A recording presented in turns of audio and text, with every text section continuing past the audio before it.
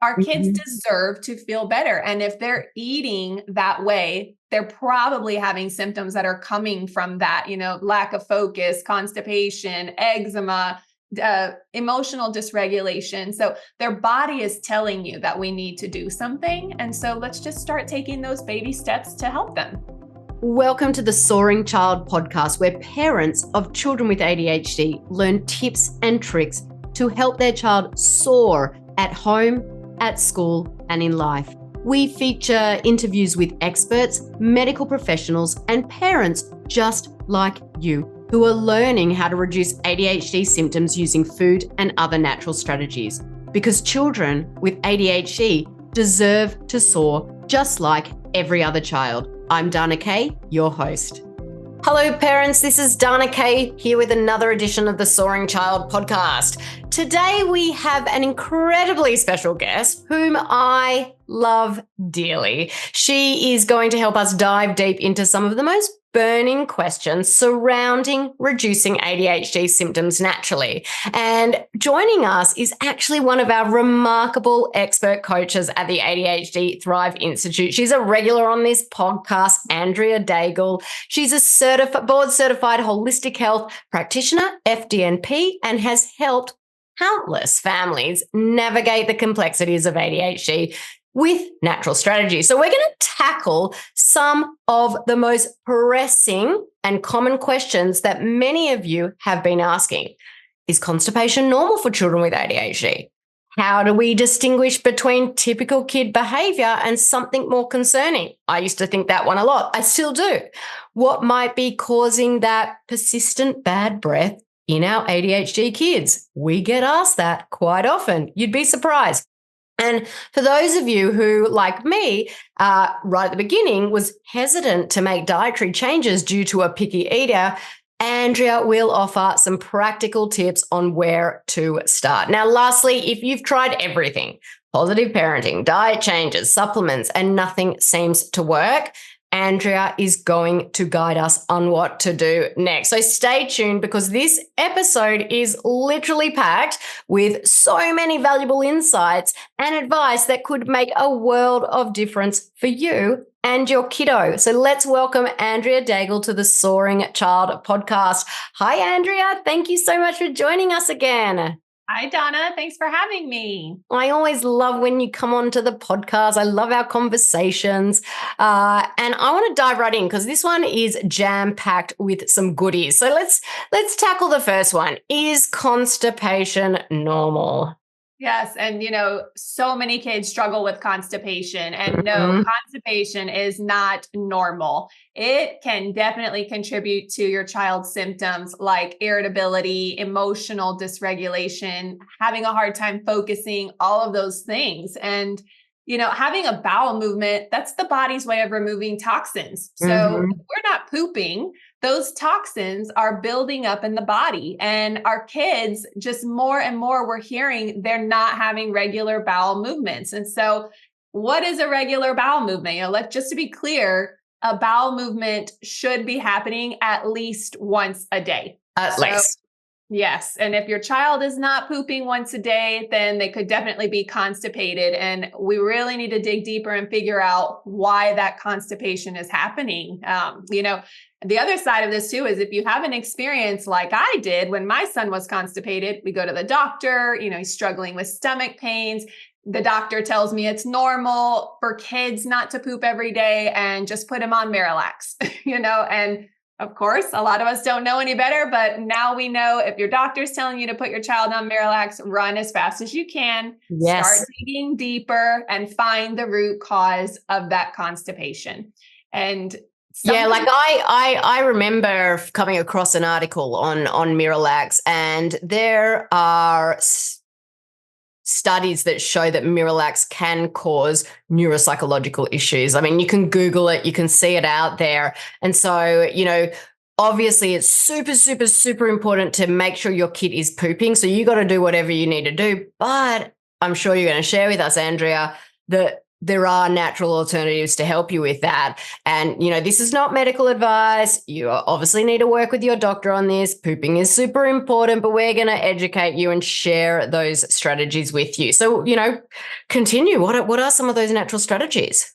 Yeah, there's lots of things you can do to get the bowels moving. Things like rebounding on a trampoline, just getting the lymphatic system moving, drinking aloe juice that can help soothe the insides, calm things down and get the bowels moving. Magnesium citrate is something you can bring in to really support that. And a huge thing for kids, make sure they're drinking enough water. Our kids aren't drinking enough water and staying hydrated. That can also help promote those healthy bowels, and just, eating foods high in fiber, bringing in flax seeds, chia seeds. Those are all wonderful things. The one thing I did want to say too is we need to get to the root of what's causing it and start asking questions. Is there something like a gluten intolerance going on? Do we have bacteria in the gut? Parasites, those things drive that constipation. And if that's where you're at and you're feeling stuck, bring in some of those strategies along with a good quality probiotic. Something like ProThrive can be great to help support the gut. And if things are not improving, then we really need to look into functional lab testing to pinpoint what else is causing that constipation. Yeah, you're so right in bringing up that point, because there are the underlying root reasons of why the kid's constipated. It's not normal for them to be constipated. Look, it's very, very common. We hear it every single day of the week. My kid's constipated, but there's a reason why. So, all of the strategies you suggested are great to help in the interim. But if, you do those strategies and they get better, but then you stop them and the constipation comes back, it tells us that there is that underlying issue. Now, Andrea, why is it so important to help the gut when it comes to ADHD?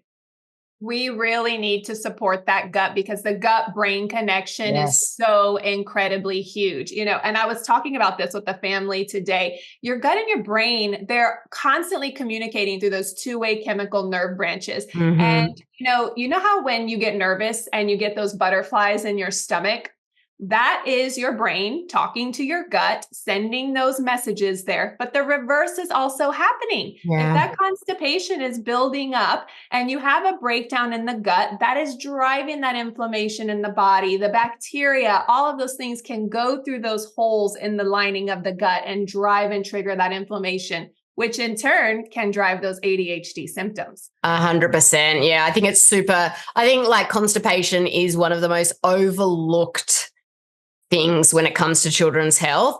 And we're just seeing such an increase. And I love that how you said, is there a gluten intolerance? Because constipation is a sign of gluten intolerance or even celiac.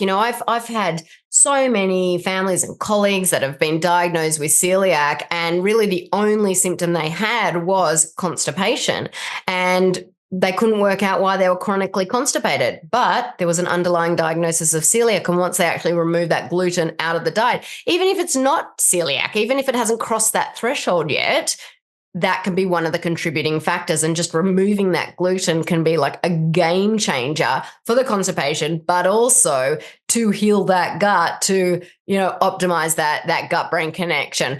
Definitely lots of food for thought there, Andrea. Now, one of the biggest things, and I think that we were just talking about this today in our meeting, one of our meetings that we were having, and, as parents, especially ones who have kids with ADHD that have gone through this healing process and have gone from, absolute emotional roller coaster and behavior, and then come to the other end and the light at the end of the tunnel, like you and I have. Both of our boys, they're thriving. We've been through this journey. But we were talking about that it is really hard to sometimes take a step back and say, is this just typical kid behavior, or is it something else?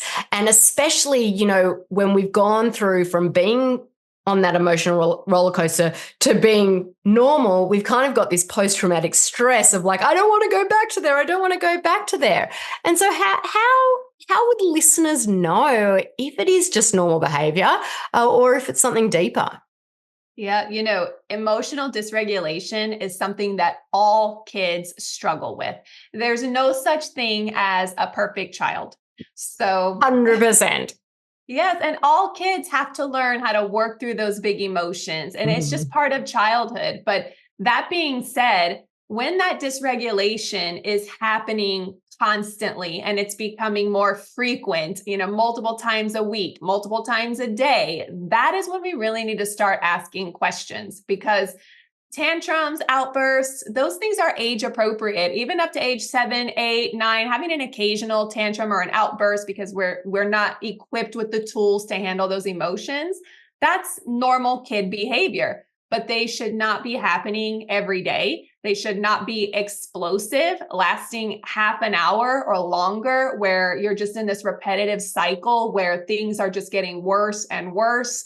That is when we know there's something deeper going on, because kids do well when they can. Yeah. And for my son, I can tell you, when he was about 6, 7 years old, he was having tantrums, outbursts, and they were not very frequent, but then they started to become frequent. And my husband and I just started we talk every night in our communication. It's like, why is this happening more and more frequent? And we thought it was a move. We moved states, and we thought that was a big contributing stress factor for him. But then it started happening every day. And then we started hearing from school, and we thought, no, this is something much deeper. And we knew something wasn't right. And we tried all kinds of things, therapies, medications, parenting programs. But once we really reduced the inflammation in his body, we really started to hone in on the root of the problem. We were no longer dealing with that dysregulation. And the biggest takeaway here is that if this is happening to your child, remember that your child is not giving you a hard time. They're having a hard time. And there's a reason that they're so dysregulated. We really need to uncover where that inflammation is coming from, because that is also exacerbating their ADHD symptoms. Yeah, definitely. And I that was the biggest thing for us as well. Those daily tantrums, those daily meltdowns. But, it's funny. I've got 2 boys. One is 14 and a half. The other one's 10 and a half. And, I get an occasional call from school for my 10 and a half year old. Now, not occasional, maybe once a year. Okay. So I had one about 6 months ago, and the teacher rang up, or not rang up. I think she sent an email and said, he's been giggling and laughing with his friends in class. And I just was like, he's a 10-year-old boy, and you're asking him to sit down all day long, and he's giggling with his friends. And so, one call from the school every few months or 6 months, probably a lot of families are getting those. Okay. But if you're getting a call from the school once a week or even once a month, that's quite a lot. So if it seems just that little bit more, it may not be age appropriate. But if it's, once every 6 months or once a year or an occasional email, it is age appropriate. And we put so much expectations on our kids, especially boys. Girls tend to be, this is a generalization, but girls tend to be sort of more quieter and calmer and focused. And so teachers generally, don't seem to have that many problems with them. But even in school, if you've got a 10-year-old boy, if you've got a 7-year-old boy, if you've got a 5-year-old boy and the teacher's saying he's not sitting down and focusing, that's normal child behavior unless you're getting it every week or once a month. Then, maybe there's something deeper going on. But you're right there in that, assess the frequency of whatever it is. But it's not normal to melt down every day. It's not for a 7-year-old boy or an 8-year-old boy. Maybe 1 or twice a week. Maybe not even that, maybe once a week. But if it's happening regularly and your family life is on hold because of that issue, then there's something wrong. For you to feel like on an emotional roller coaster, for you to feel like you're walking on eggshells on a daily basis, that's not normal, is it? No. And that you hit the nail on the head. If you are feeling like, how are we going to go another day like this? This just isn't sustainable. Then it's time to really, put your investigative hat on and start doing something different. Yeah, for sure. Doing something different. That meltdown, every day, that's a sign from their body that something else is wrong. And it's a cry out to us for help. Mum, Dad, I'm not okay. I was talking to someone, was it today or maybe today, but her daughter, the lab test that I saw for this child, she had extreme elevated cryptopyrrole levels like I've never seen before. She had mold in her body, she had candida, she had C. diff, and so her body was crying out. And now all the symptoms, sensitivity to tactile sensitivities, extreme anxiety, extreme mood swings. Like when I looked at those labs and I said, your daughter's body is screaming out and telling you there is something wrong. But just put that in your own perspective. If you had all of that going on in your body, you would not be very happy. You would not feel well at all. But kids don't know how to articulate that, so they'll melt down. They won't want to wear the clothes. They'll chuck a tantrum. Whereas us, we might just go lay in bed and just say, I feel terrible. So yeah, if you feel that there's something deeper, definitely go after and see what could be contributing to that. Now, this one's a funny one, but it does get asked quite a bit. We hear from families that their kid has really, really bad breath. And, I want to ask you, Andrea, what is contributing to this? Yeah, there's so many things that can contribute to the bad breath. And one thing is food. Breaking down food particles or in the mouth, around the teeth, that does increase bacteria and can cause bad breath. Or things like having a mouth, a nose, or a throat condition can contribute as well. It can stem from small stones that form in the tonsils. Those can be covered with bacteria and produce odor. Even things like infections or chronic inflammation in the nose, the sinuses, and the throat, that also drives bad breath. The thing to know is that gut problems, this is the number one problem for what contributes to bad breath in kids. Acid reflux, bacterial overgrowth in the gut, having too much bacteria in that small intestine drives that bad breath. Leaky gut can also contribute to it. So that's basically the breakdown of the lining of the gut. And if your child has bad breath, we need to figure out what's going on in the body that is driving that, because that too is not normal. Definitely not normal to have a constant bad breath. And you're 100% correct. It all comes back to the gut. It's a lot of gut focus, isn't it? And I think that that's the biggest thing. It's like the gut is the center of the whole body. 80% of the body's whole entire immune system is within the gut lining. So it's so critical to cognitive health, to immune health, to just functioning well, but oftentimes it just gets missed. So I think the takeaway is definitely, if you're not already focusing on the gut, that is where you want to get started. Now, we put a call out to our social media not too long ago. We to prepare for these burning questions podcasts, and also in our Facebook group, we do burning questions on a Fridays basis. But one of the questions I got, which I really loved, was, I've been following you for years. I've been scared to make the change because my child is so picky. Where do I even start? Yeah, the time is now. So when you say, where do you start? We start now, and we start taking those baby steps. And I know, Donna, you talk about this all the time. Picky eating, it can come from inflammation. It is also coming from those learned habits in the home as well. It's partly both. And when our kids don't feel well, their little palates, they start to close off and they want to eat the same things over and over again. And then we have sensory issues that can put up those walls for picky eating. And we get into this cycle where we as parents, we just want them to eat, because when they don't eat, they're hangry and they're emotional. So we just want them to eat something. With just a little bit of work and a little bit of guidance, we can really support this. It can be corrected. The healing starts with us, with the parents. Yeah. And so my suggestion here would be to sit down with all the caregivers in the home, talk through what those goals are for mealtime. What do you want mealtime to look like? Have a conversation around this and come up with a plan together. And how can we start moving past some of these challenges that we're having?